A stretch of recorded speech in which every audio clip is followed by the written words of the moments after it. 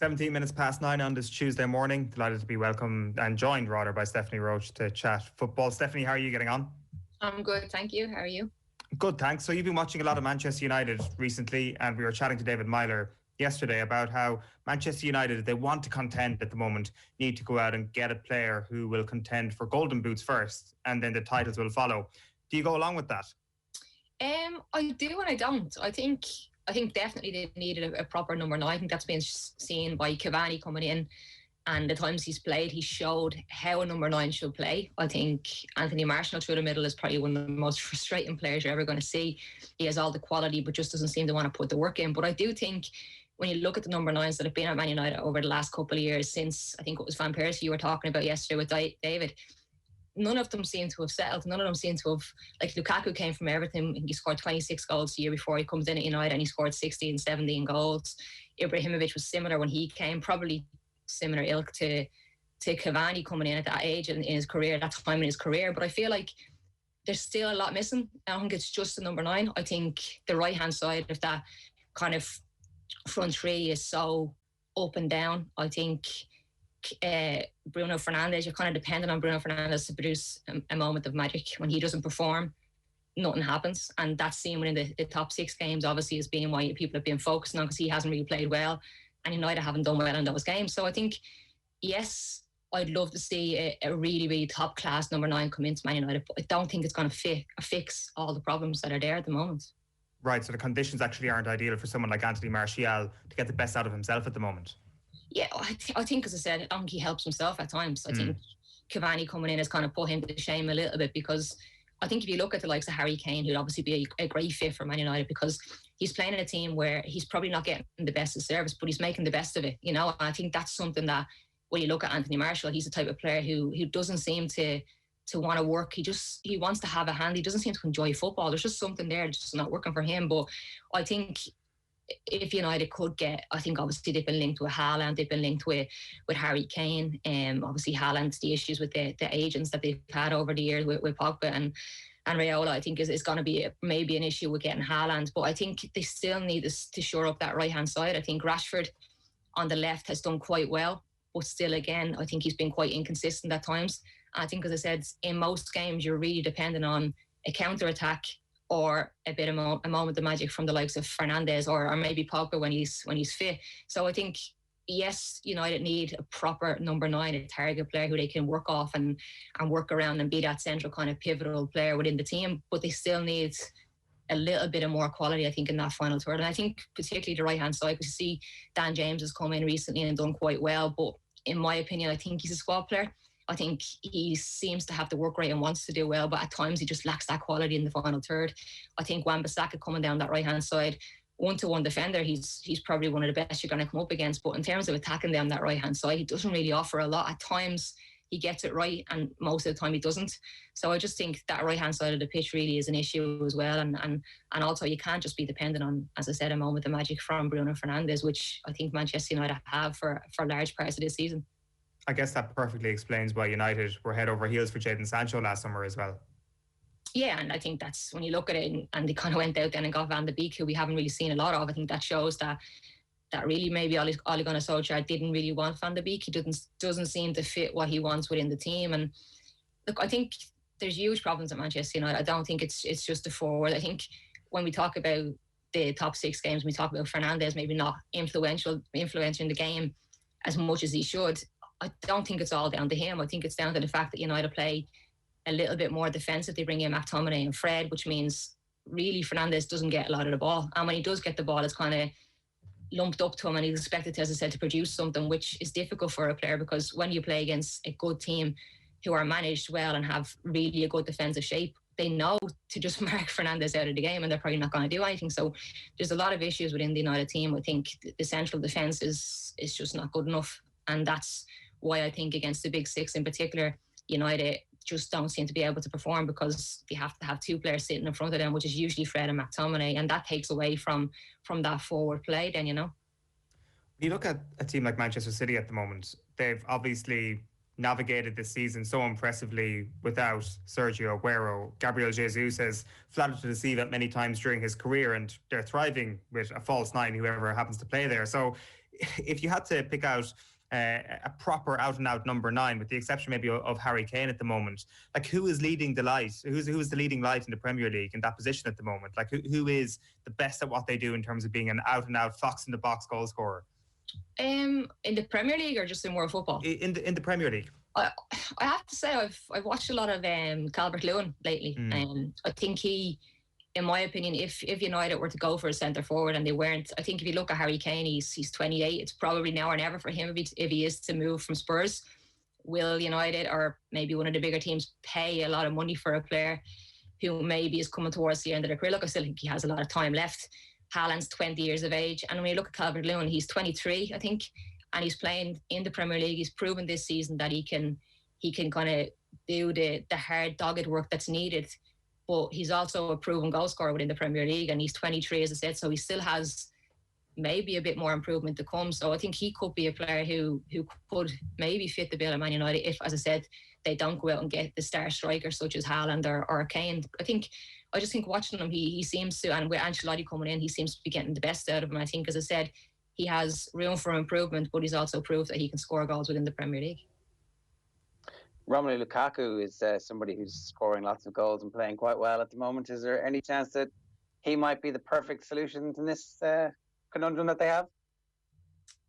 To Man City or to Manchester United? United. To United, yeah, sorry, I was wondering. I was like, nah, I don't think so. He's not going to come back to Manchester United, is he? I think the stick that he got the last time he was here, I think United, he just didn't fit the bill. He just didn't work. And as I said, and that's kind of where I go back to. I think the problems of Manchester United, it isn't just the number 9. I think it's the service that we get into the number 9. It's the play around them. It's they're counting on that counter-attacking footballer, or as I said, a moment of magic from the likes of Bruno Fernandes or Pogba when he plays. And I think it just shows that how badly, I suppose, he was treated when he was at United. When he went to Inter Milan, he's scoring for fun and he's playing really, really well. So maybe the system over there fits him better. He's playing with a player right up alongside him, and they seem to be linking quite well together. So I think he's done quite well there, but I don't see him coming back to Manchester United. And now he was linked with Man City a while ago when they were having the issues, I think, wasn't he? So I just don't think he'd be back to Manchester United. The problems that you're talking about Manchester United having are obviously deep-seated. If they don't trust their defence, that they have to play 2 defensive midfielders, if the only attacking creative threat that they have in those big games is Bruno Fernandes, and the opposition knows this, it's pretty easy for them to mark him out of it or to deny him the service that he needs or the space that he needs to progress. That means that there's like root and branch restructuring of the team that needs to happen. So they're not really that close to being a title contender. No, and I think Ole Gunnar Solskjaer, when he spoke, and I can't remember what game it was after, but he said that they aren't title contenders, and it's other people saying they are. And I think really I'd say Solskjaer, looking at the squad he has, is probably, which I don't like to see from Manchester United manager, he seems happy enough with how they're doing, because they are really a team that still they're not complete. And I think that's shown, as I said, I think in the top 6, obviously when they played against Spurs, you had Matic and Pogba playing in there, and you're expecting maybe Pogba to link up with the likes of Fernandes and have that extra bit of quality in there. But it showed in that game that they need to have players protecting those 2 centre-halves. It was Bailly and Maguire that day, and sometimes it's Maguire and Lindelof. And I just think when Maguire, Lindelof and De Gea play, they just seem, they confuse each other. They make each other nervous.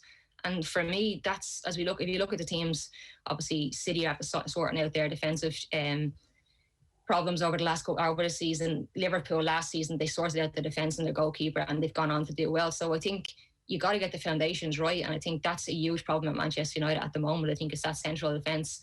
And I just think they need to sort that out and then build upon it, because, as I said, I think in the top 6 games, it's quite clear to see that they just don't have the quality to get forward, because they have to sit in there and protect the 2 centre halves.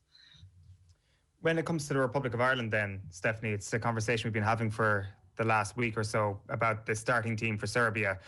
I guess let's just throw this out into the open. Do you have an idea of who you would be starting up front for Ireland in that game against Serbia next month?